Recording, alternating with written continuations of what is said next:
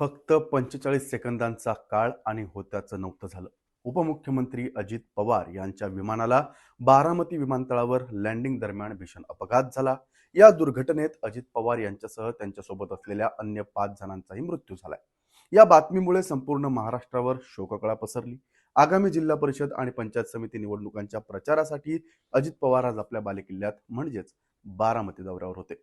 आज दिवसभरात त्यांच्या 4 भव्य सभांचं नियोजन करण्यात आलं होतं. या नियोजित दौऱ्यासाठी ते सकाळी विमानानं बारामतीला पोहोचले.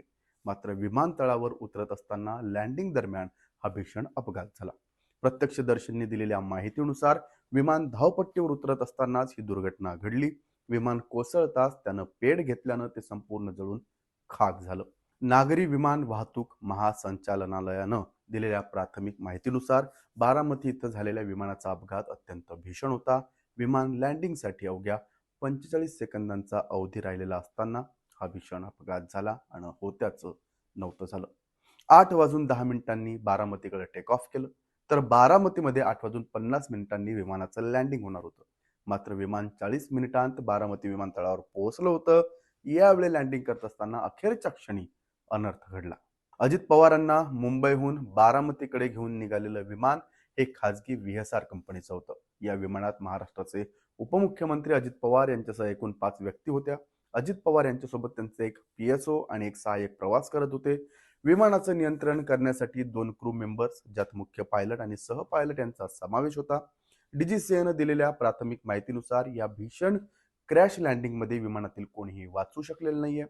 आणि विशेष म्हणजे अजित पवारांचं जे पार्थिव आहे, जी डेड बॉडी आहे, ती त्यांचा गॉगल आणि त्यांच्या हातातलं घड्याळ याच्या साहाय्यानं फक्त त्याची ओळख करता आली. या खाजगी व्हीएसआर कंपनीच्या विमानात एकूण 6 लोक प्रवास करत होते.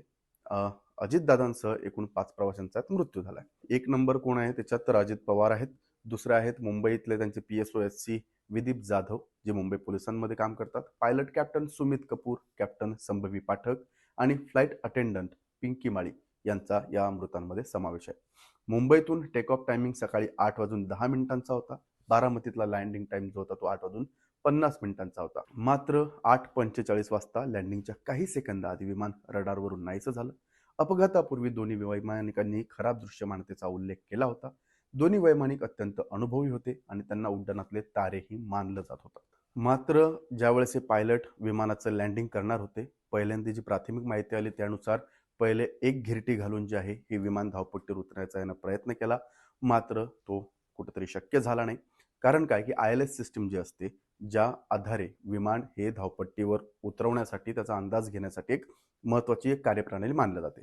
मात्र बारामतीसारख्या छोट्याशा विमानतळावर ही कार्यप्रणाली नसताना आणि बारामतीत धोक्याचं वातावरण असताना व्हिजिबिलिटी कमी असल्या कारणानं वैमानिकांना धावपट्टीचा अंदाज आला नाही. त्यांनी पहिल्यांदा प्रयत्न केला, मात्र सक्सेस झाला नाही. दुसऱ्यांदा पुन्हा आकाशात घिरटी घालून विमानानं दुसऱ्यांदा लँडिंग करण्याचा प्रयत्न केला.